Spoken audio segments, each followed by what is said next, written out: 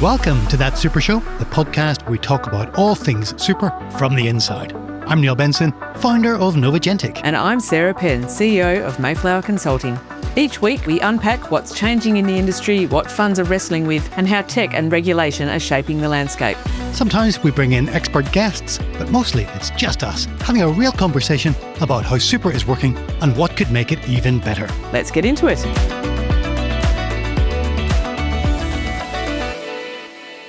Sarah, it's only been a couple of days since the ASFA Conference. How was it for you? It was a lot of fun, actually. I had a great time reconnecting with everybody. There was more than 1,000 people there, which was fantastic because it cost a lot of money to go. So I want to see a lot of people.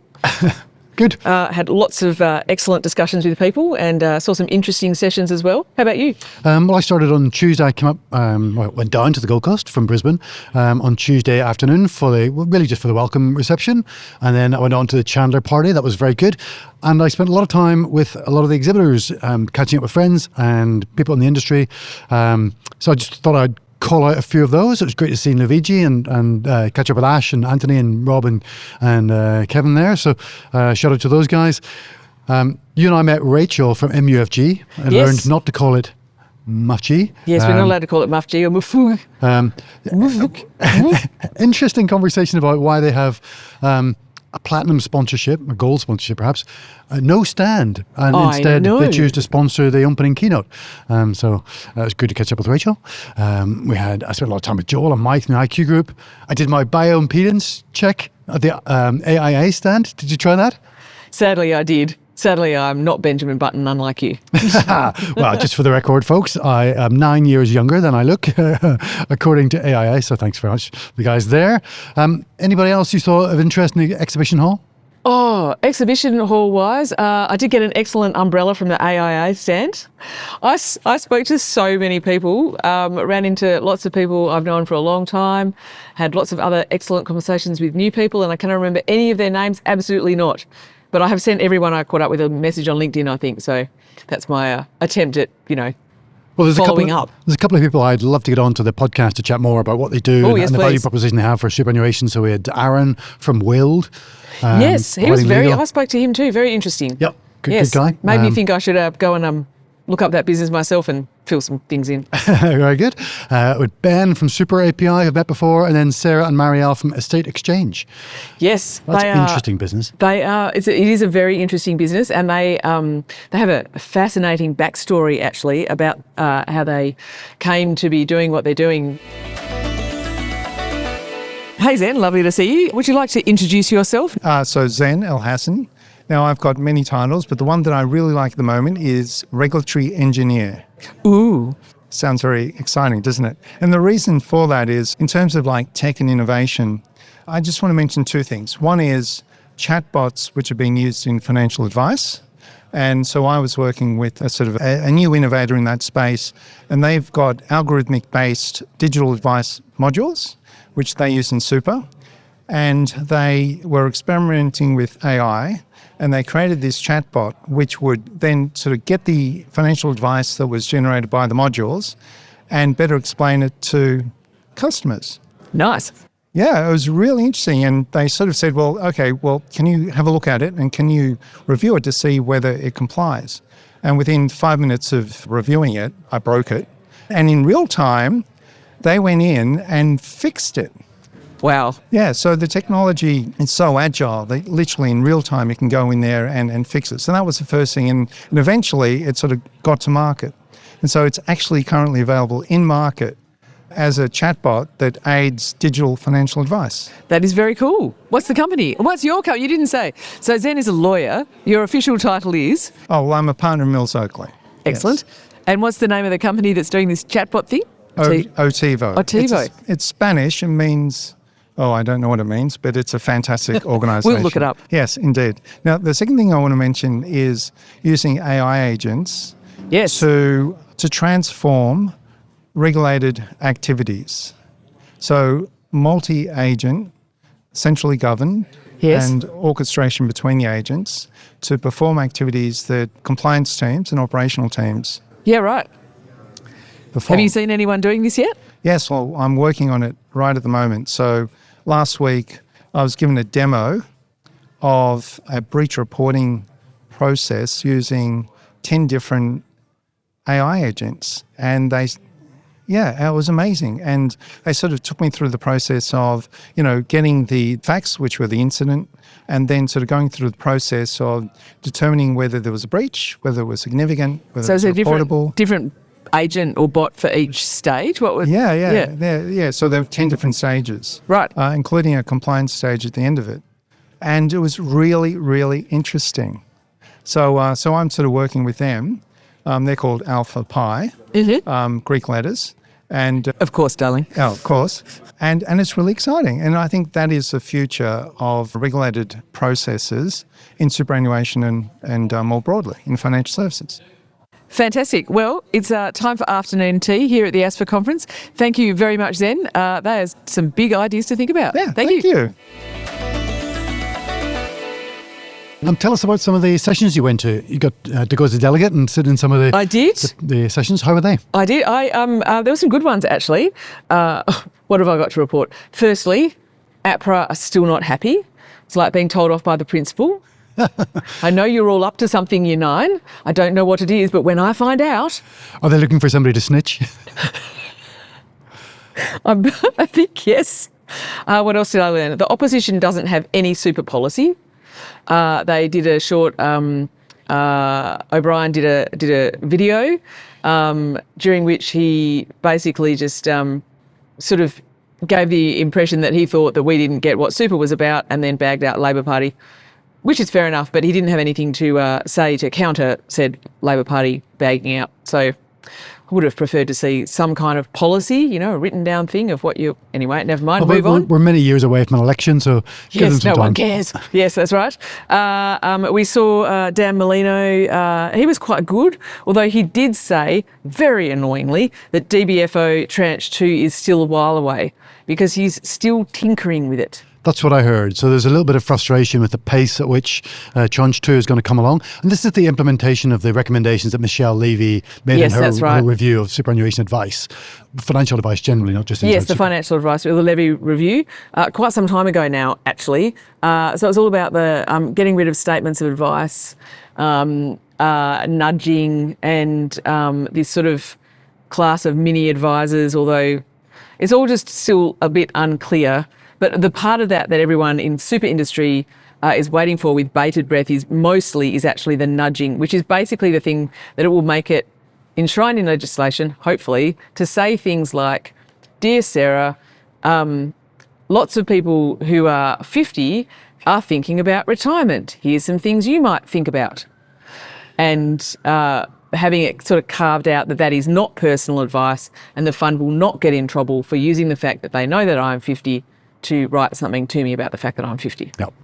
Ian Knox from Optivo today made the point that that review was conducted a couple of years ago, and it was on the basis of the financial advice market from many years ago, and the digital advice is going to overtake a lot of the reviews and recommendations and the actions that we're taking, because the pace at which AI is improving means that digital and robo advice is just going to be so good in the next year or two, or even today, that nudges and things are just going to be overtaken. So it's going to be a really interesting space to watch. Yes, I completely agree, and I think one of the reasons people still go the what about, but what about empathy? What about talking to a real person?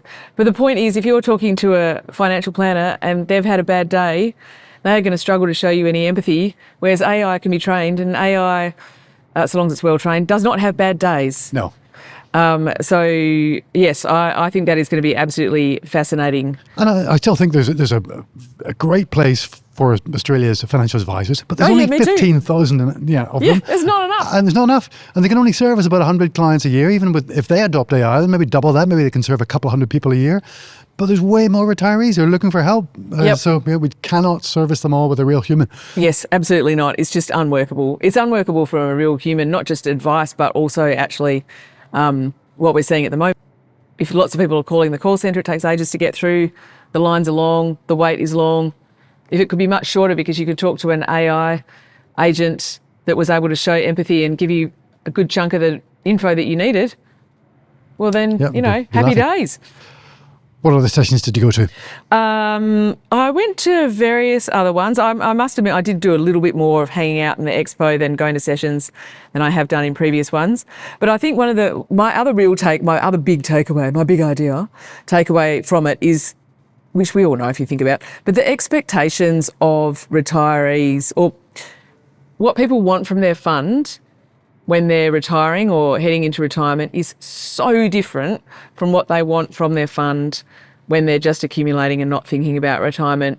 And at the moment, we're still seeing retirement as kind of being, from an operational perspective, as being something that the same call centre does, the same product people do, the same marketing people do. It's just another set of products. The same advice people do. It's just another set of products. And I think we need to start actually pulling that apart a bit more and really thinking about whether, when we think about retirement, we need to come at it completely differently rather than just trying to modify accumulation to be what retirement needs, because it just doesn't work. Yeah.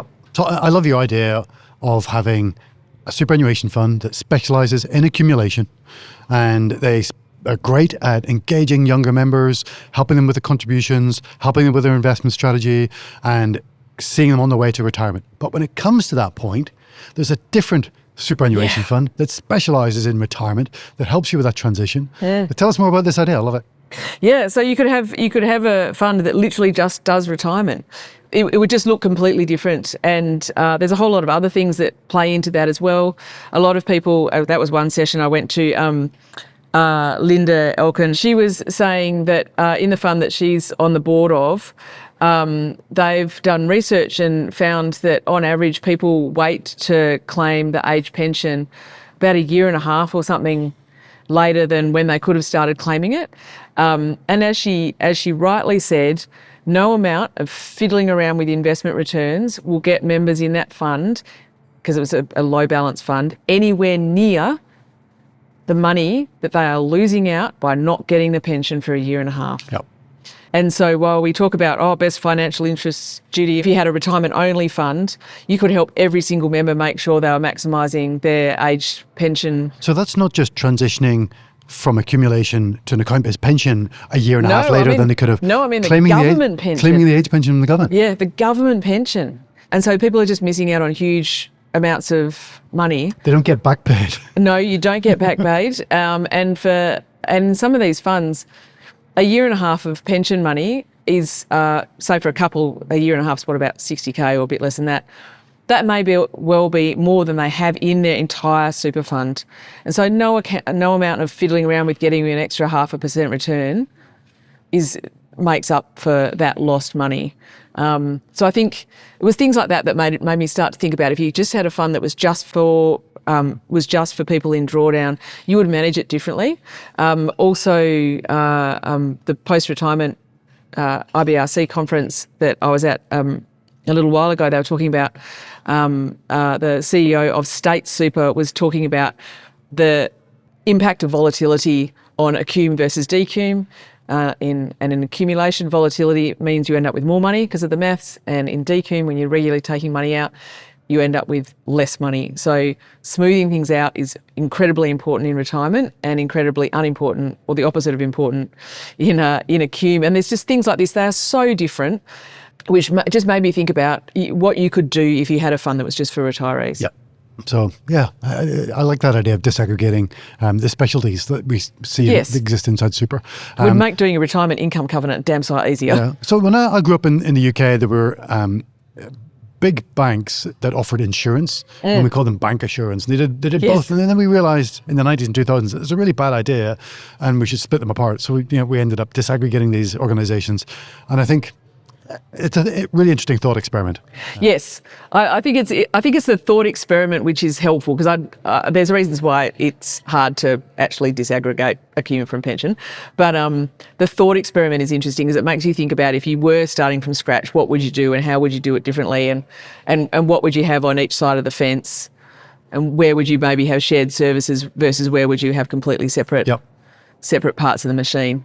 So there must be some funds that have quite a young cohort. Yes. Even though they're quite big, they might have millions of members. But if the average age is, in their 30s, the number of retirees they're seeing every year is, dozens. Minuscule. It's not very big.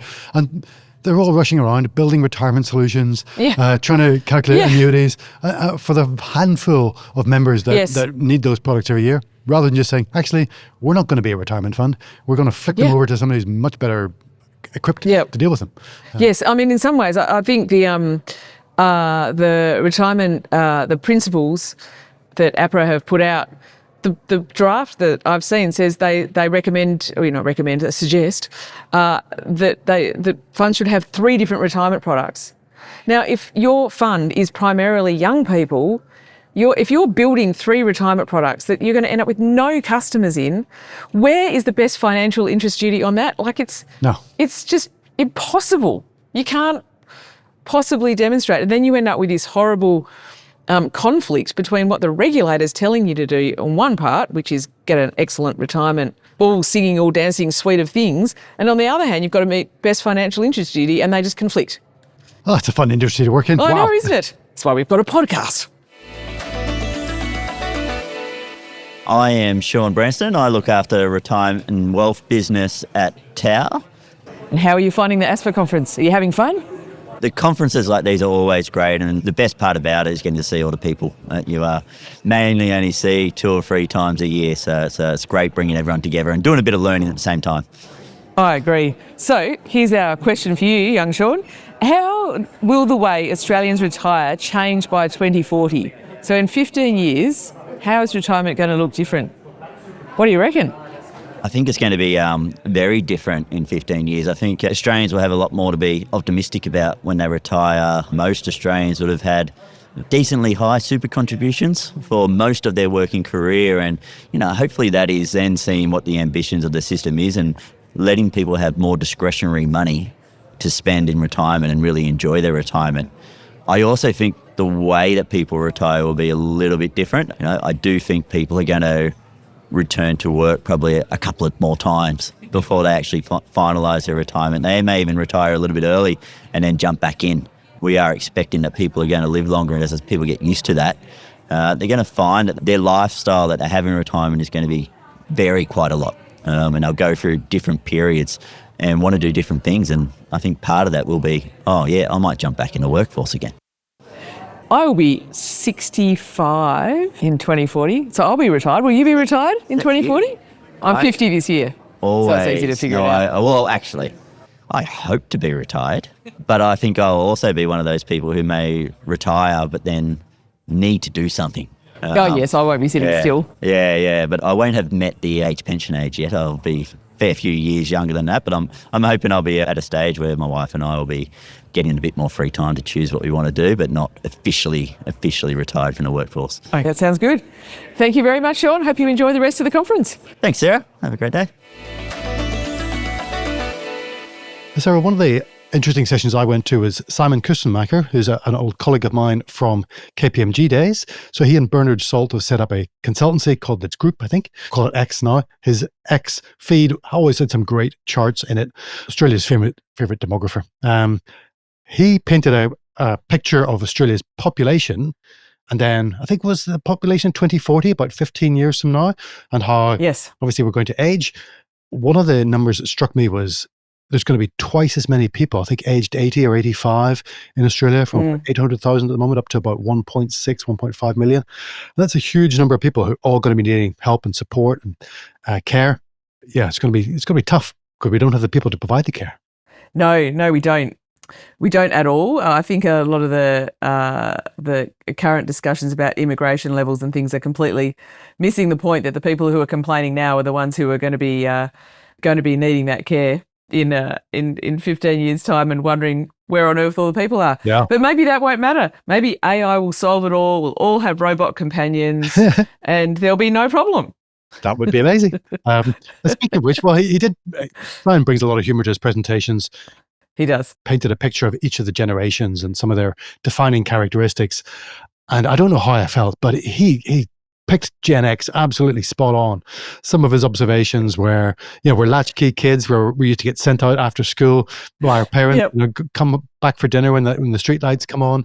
That kind of, growing up in the 70s and 80s, I felt extremely heard.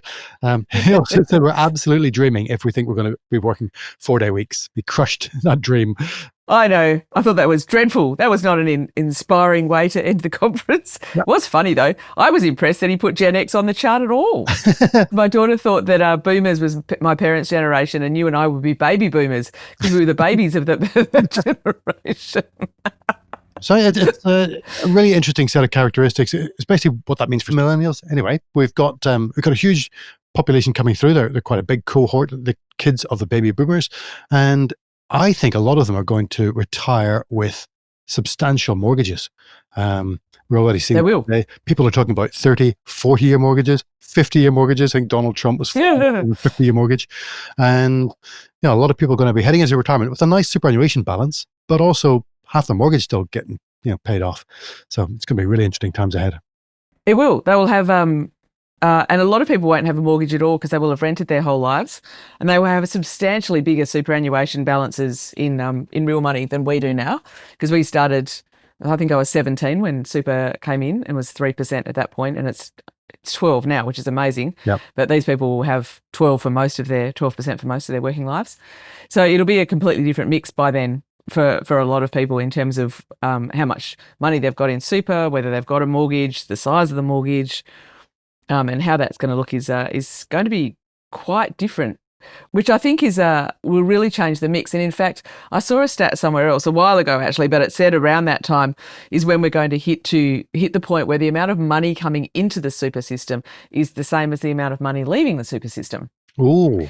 And so when you get to a very balanced system eventually, you do get to the point where the money coming in and the money leaving aren't dissimilar. And that's a completely different looking beast from what we have now, where we're still primarily in accumulation. We keep talking about this wave of retirees and the wave of intergenerational wealth and blah, blah, blah. But that's been talked about for quite some time yet, and it hasn't really hit, well, certainly not in the way that looks on a chart.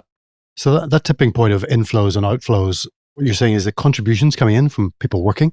Yep. And the outflows from people in their retired lives decumulating. Yes. Will be equal, but there'll still be growth in the system, right? The growth of the asset values themselves. Yes. Yep. So the asset values will continue to grow. But yes, there will come a point when you get to the tipping point. And in fact, there's actually only a small number of funds now that meet all three of APRA's sustainability requirements, which is, I think, over 3 years, that it's net inflows, net new account numbers, and net rollovers all being positive. There's only a handful of funds that meet that already. So the number of funds that are in positive on all those three in 10, 15 years' time will probably be even smaller than it is now. My name's Jane Couchman, and I'm the Chief Risk Officer and Executive of Sustainability at Aware Super. It's good to see you here at ASFA Conference, Jane. Thanks for joining us for our series of 1-minute interviews. Your question is, how do you build a culture that balances compliance and innovation? Oh, great question. I think you've got to start by being very clear what the strategic purpose is of the organisation. So you've got to start with that. And from that, you can then have a really good and engaged conversation with your executive and board around, well, what is the risk appetite that you're prepared to have to be able to support and enable that strategy. And that then allows you to build the right culture around that. And culture is a very deliberate and multi-pronged approach, I think. You've got to look at it both in terms of being really clear how we do things around here. It's what gets done every day.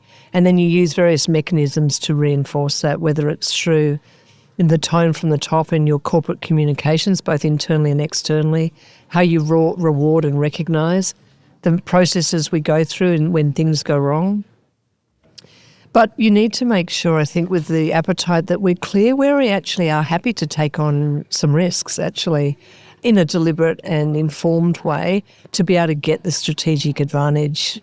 And I think if you've had that deep conversation with your board and exec and there's alignment, it then flows through into the mechanisms to have a culture that is actually aligned to both making sure we meet the regulatory and compliance requirements and manage the risks in accordance with the appetite, but also drive the innovation you need to drive that strategy. Thanks, Jane. Are there any examples from Aware Super you can share with us? I think probably the big one was our very deliberate decision we made to internalise administration and to digitise the processes at the same time. There's a huge amount of risk in doing that because you're building your own internal capability. But we knew there was huge advantage for us in doing that to be able to really make sure we had the best possible member experience as well as member protection. So that was a good example of where we absolutely did a huge amount of innovation to be able to have an in-house administration that was all digitised. I mean, we have 96% of our interaction points are digitised, but as well as lots of moments of personalisation there as well. One that I think I'm very proud we did very safely and sustainably, that has been tested on multiple occasions through the various prudential reviews, audits we've done, but also actually things like the cyber stuffing incident as an example where we were tested, but thank goodness we weren't able to be penetrated, which was good. So I think that's a good example and one I'm desperately proud of, that we both got the innovation and the safety in equal measure. Thanks, Jane. Enjoy the rest of ASFA Conference. Off into the future, the last session we went to was a number of fund CEOs. I think it was chaired by John Lewiness, who's CEO of State Super.